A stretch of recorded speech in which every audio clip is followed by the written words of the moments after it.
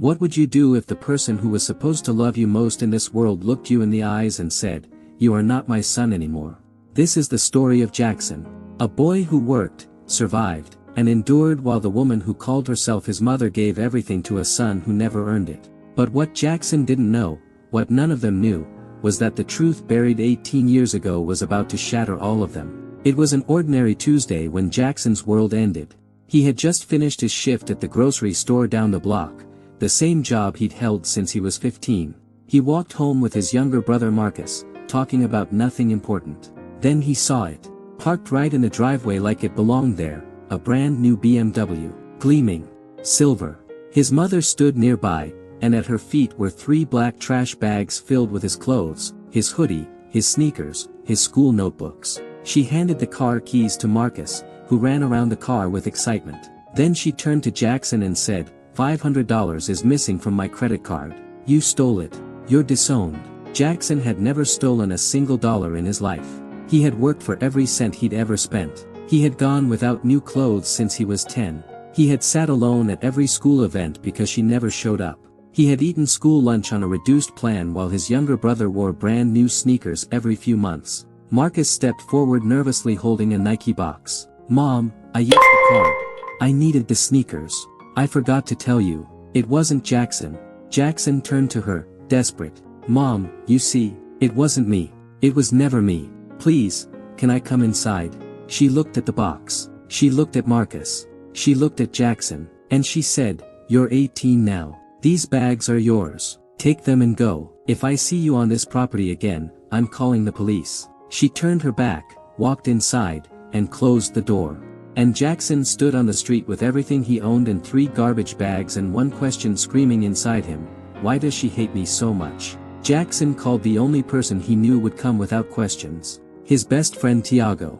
Within 10 minutes, Tiago pulled up in his mom's old truck, looked at the bags, looked at Jackson's face, and without a single word started loading everything into the truck. That is what real friendship looks like. Not grand speeches, just showing up. When they arrived at Tiago's house, his mother Mrs. Reyes was waiting at the door. She opened her arms before Jackson even reached the porch. "Come here, baby. You are always welcome in this house. Always." Jackson's voice cracked. "I don't understand why she hates me. I never did anything wrong." Mrs. Reyes held his face in both her hands and said, "Don't let that break you. I have a friend in the FBI.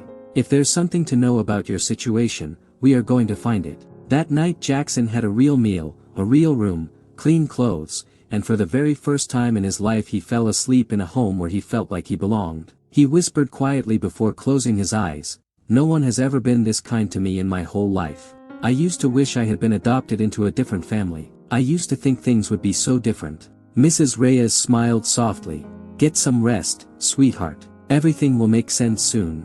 3 weeks passed. Jackson had found work at a local mechanic shop and was slowly starting to breathe again. Then one afternoon Mrs. Reyes came home early. Something about her footsteps was wrong, quick, unsteady. She came into his room without knocking, sat on the edge of the bed, and her hands were trembling. "Jackson, the woman who raised you adopted you when you were just 4 days old." Jackson sat completely still as the entire 18 years of his life rearranged themselves inside his mind. He had always felt like an outsider in that house. He had always wondered why she looked at him differently, spoke to him differently, expected less and punished more. And now he understood, he was never truly hers the way Marcus was. She had made him pay for that difference every single day. He looked at Mrs. Reyes. "Who is my real mother? Do you know?" She held his gaze for a long moment, a look full of something she was trying to say without words. Then she spoke. "I was 18 years old. I was pregnant with twins. I had nothing, Jackson. I couldn't take care of 2 babies.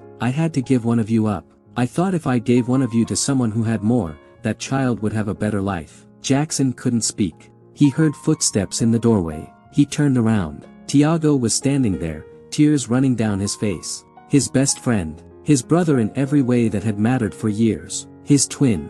Neither of them said anything at first. Tiago stepped forward and pulled Jackson into a hug, long, tight, and neither of them let go for a while. Mrs. Reyes watched them through tears and finally whispered, "Welcome home, my love. I am so sorry it took this long." Jackson's story is not just about being rejected.